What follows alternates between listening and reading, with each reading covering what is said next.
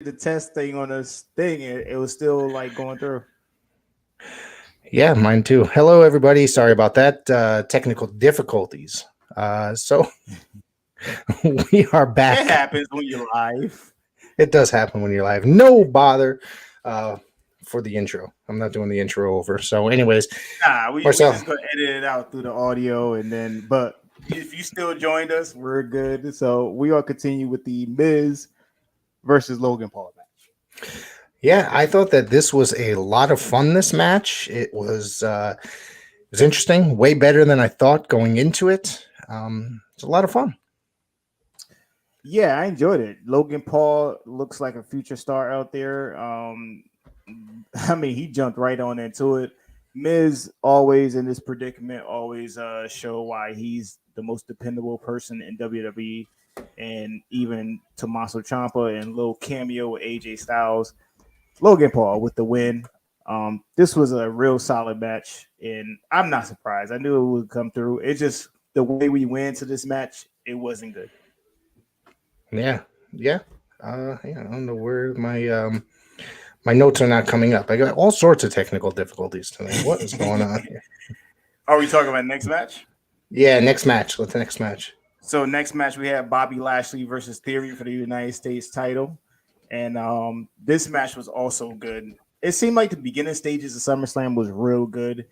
Theory and Bobby Lashley has mega chemistry. They had a real good match last early on in the month at Money in the Bank, but this match was good. They had a little bit of time. I think it was like 8 minutes, felt like, but Theory took the loss, but later on we'll probably see him later with the briefcase, the Money in the Bank briefcase. But he took the L right here from Bobby Lashley. I thought the way that he got brought into the Hurt Lock was quite an interesting way. You got to see Bobby Lashley. Of course, the Theory had to attack him prior to the match to gain any kind of control. If not, That was Lashley. different. I like that. Yeah, yeah. And I thought that it worked out. Like, so, I mean, I don't think that Theory. I don't think he's in that position to be able to gain control over against somebody like Lashley, because Lashley's just Exactly. a beast compared to Theory. Like you said, Lashley defeated Theory, retains the United States Championship. This was a solid bout. It was, like you said, it was about 5 minutes, and it was kind of fun. Yeah, I enjoyed it, and I mean, maybe it's over. I don't want to say hopefully because these two put out two good matches, but maybe the last year's time to move on to a new challenge because there's more challenges out there that want a mid card title like the United States Championship. Yeah. From there, we had the no disqualification with Dominic and Rey Mysterio against Finn and Damian Priest. I thought that this was a solid matchup. Ray shows why he's still there, why he is rated one of the best in the history of professional wrestling or WWE in the 90s and 2000s. Dominic, is the first time I've probably paid attention to a Dominic match in quite some time. He looks like he's kind of improving over the last 2 years. I think that Damian Priest is just a phenomenal performer. I think he's a future, like he's going to be up there in the ranks as far as like a headliner, a major star for WWE in the future. I feel that Rhea Ripley does really well, and Finn Balor is Finn Balor. You can't really say anything wrong about Finn Balor. Nah, you really can't. Or you know what? We continue to say how much everything is changing right now with this whole company, but now there's stars to be made, and Damian Priest had a great look last night. Yeah. Performed well. Finn Balor, obviously, he's a Triple H guy. Rey Mysterio never gets old. His legs is like fountain of youth right now. He's Right. performing top notch, and like you said, Dominic is improving. This, there was no signs of a breakup between the two as well. And then we had the return of your boy Edge. I did not hate that return with Edge. I'll tell you that. I thought the way it happened, the way it came out, him coming through the flaming stairs and stuff. I thought it was pretty interesting, and the crowd loved it. you know, and he came out, he speared Priest, he speared the other guy, Finn, and Other guy.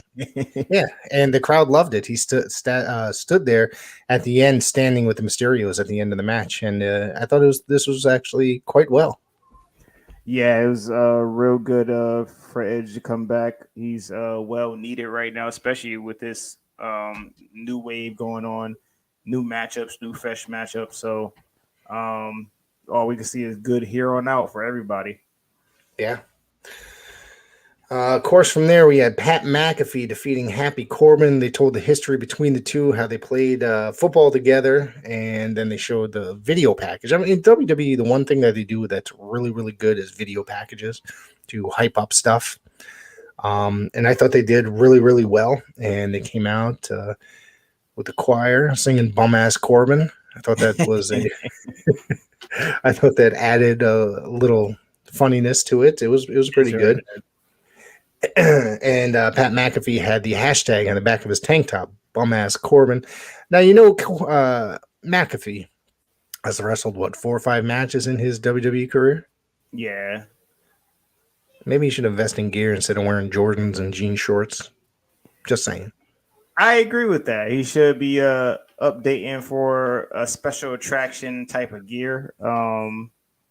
But he's coming out here dressed like Shane McMahon, kind of like putting the hashtag all on your clothes and stuff like that. But this match was real solid. Just like I said early on in the week, I knew this match would. When Corbin needs to perform, he knows how to perform. And Pat McAfee, you already know when he have his time to perform in special occasions, he know how to perform. Early on this year, he had a real good match with Theory. So I knew going in that this match was going to be good, and we had Pat McAfee win with the code red on Corbin. Yeah.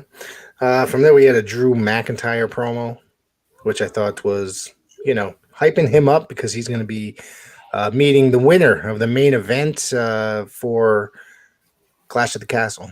So he came out Yes, there with his sword, and he cut the promo, and then he talked to a fan. They got the crowd to chant Colt, which was the young kid's name, and then basically he said he was going to face whoever wins tonight.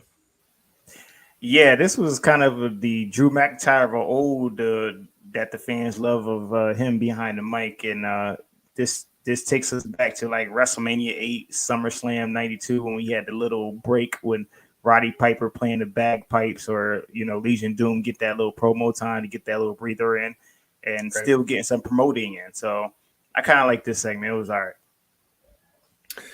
So the Usos defeated the Street Profits. Of course, special guest referee Jeff Jarrett. They mentioned that there's only been 2 other special referees in the history of SummerSlam, and they were both the same person. It just so happened to be Jesse the Body Ventura. So I watched the first. Well, Hey, actually, we no, I also watched had them both. Shawn Michaels at 97. Oh, that's true. Yeah. So this was a decent match. I'm gonna be honest with you because I didn't watch this one live last night. I thought I skipped through a little bit of the match because I've seen these guys wrestle 2,000 times against. Oh my God! Look at that face he just made. Oh, man, I was hoping that there'd be some sort of shenanigans where Jeff Jarrett would have had to get involved, and I didn't see much. Nah, he caught it straight down the middle, just like he would. I mean, it would make sense because if he did screw anybody, it's going to be a story going forward. So I would expect him to call it right down the middle. There was certain cameos he did make throughout the match when Jey Uso was going to hit the super kick. He turned him around for the Fosse from Ford, but there was certain things, even Montez Ford hitting a frog splash, and Montez Ford getting mad at him for a real good close call count. It was not too fast, not too slow. So they had some storytelling with Jeff Jarrett with the special guest referee here. But the main story was Montez Ford getting frustrated that he could not beat the Usos. So this story is still getting pushed forward with the Street Profits. And I'm looking forward to it. This match was all right. It wasn't like Money in the Bank, but they wrestle a whole lot of times. But this was just a solid tag team championship match that was much needed for this event. Of course, they referenced or referred to Jeff Jarrett having a very busy weekend in Yes. Nashville this weekend, but they did not, of course, mention it. I was expecting maybe Flair would pop out of nowhere just to, whatever.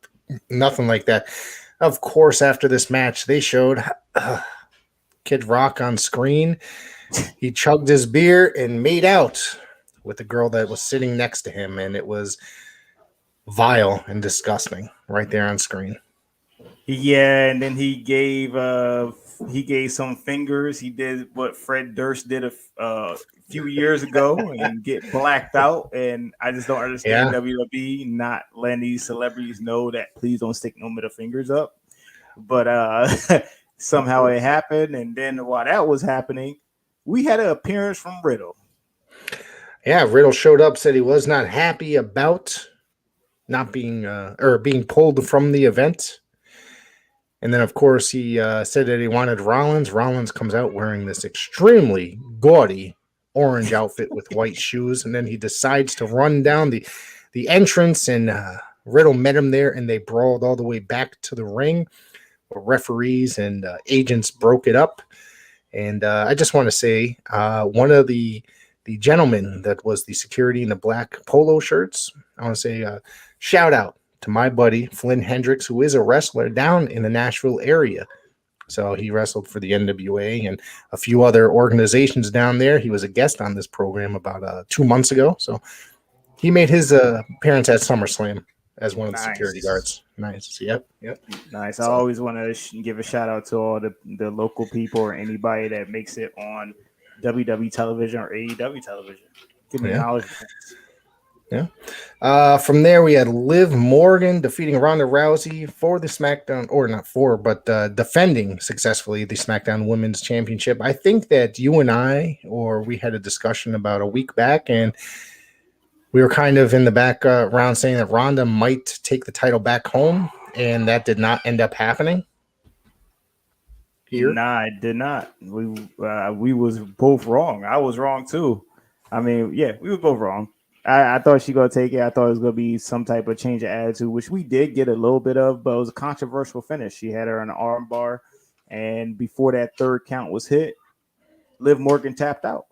So Yeah. now we got the program still gonna continue with these two. And this match was what it was. It wasn't the best match. It wasn't a bad match, but it was what it was. Mm-hmm. Nothing crazy. Of course, from there, Glenn Jacobs came out and introduced to the crowd. He announced that there was 48,449 fans in there, and then of course he did the typical Kane thing where all the fire came out. Boom. And then we went to the last man standing match. Roman Reigns successfully defeated Brock Lesnar in about 23 minutes. This match was somewhat insane. I thought that this was enjoyable. I was not bored. I know that you or I were like, this is the last time we're going to see him. Can't do this anymore. It's been years and they've been wrestling each other, especially this past year. But I enjoyed this. I enjoyed the segment with the bulldozer. I was like, Jesus, this is insane. I just felt bad for the fans on the other side that could not see a lot. They had to probably watch everything on the screen. It was, I enjoyed seeing Paul Heyman get F5 through a table. That was great. I sat there with my wife. My wife was like, "Oh, it's about time. I can't stand that guy." So,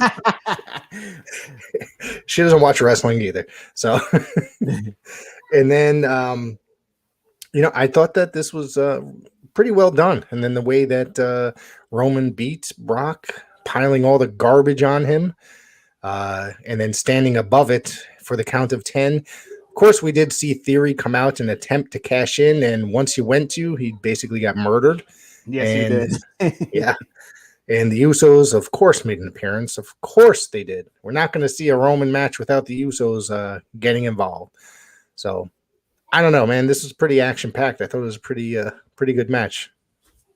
Yeah, this was a good 23 minutes. Like I said, their best match throughout their series that they had was the first ever match that they had at WrestleMania 31 a few years ago. But this match really, if this is the last time, this was a great way to cap it off with the ring 10 feet in the air. Everything was done differently. Theory getting murdered, teasing it, but getting murdered in the process, and it Jay Uso getting dumped on his head by Brock Lesnar, Oh man, yeah. and it was everything that was everything in the main event that we needed for a WWE event. And I'm just gonna say, as so many changes that happened throughout the week, Michael Cole was on point last night. Michael Cole performed top notch. I guess he don't got the old man in his ear no more. So now he's continuing. Now he's continuing to be a top notch commentator that we all need right now during this time of transition. Yeah, man. I thought he was really good last night. And like you said, he's probably doesn't have the old man in his ear. So he's sit there. Do you know they made so many references to professional wrestling since Friday?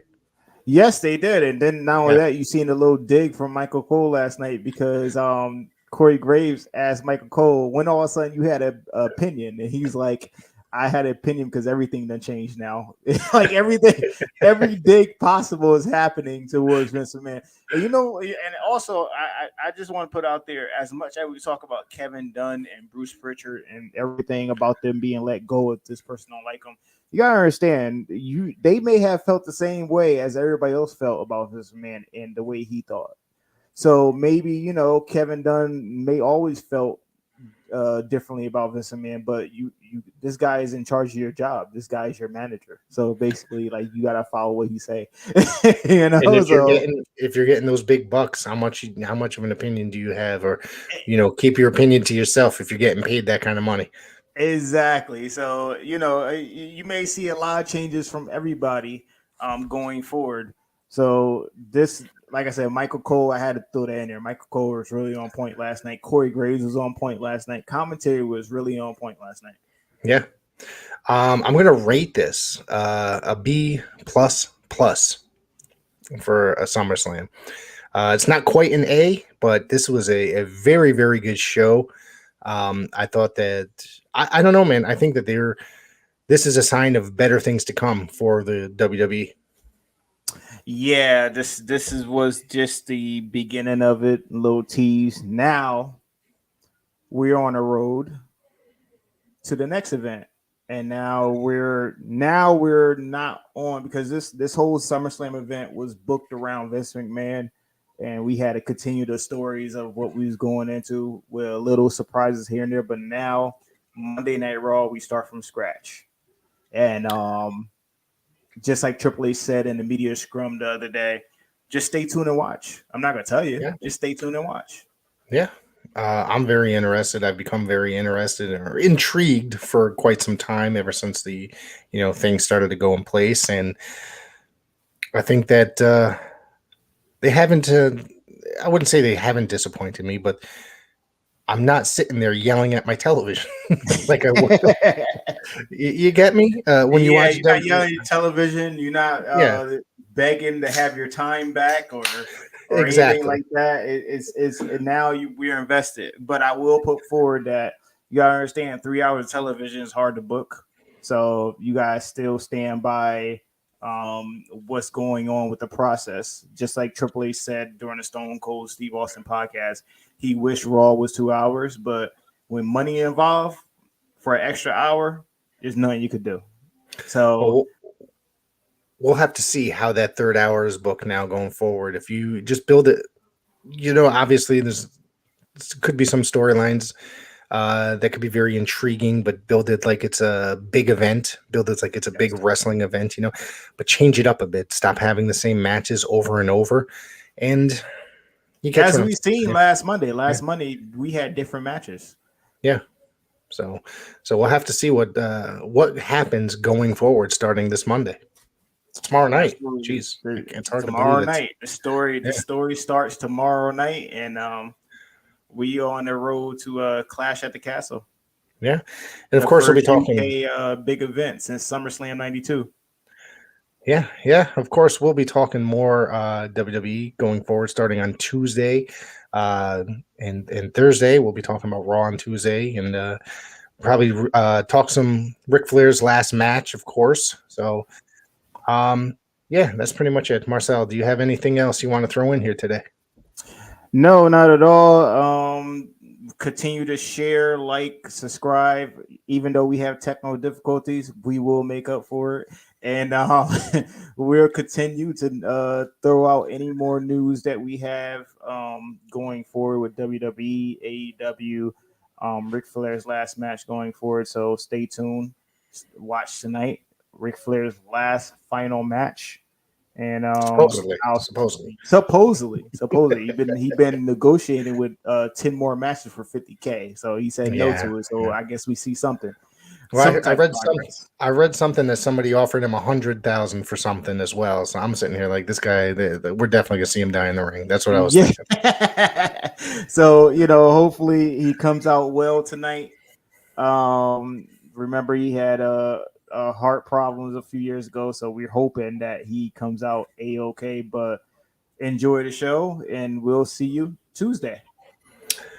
Thank you everybody for tuning in, and thank you for bearing with our technical difficulties. Enjoy your day.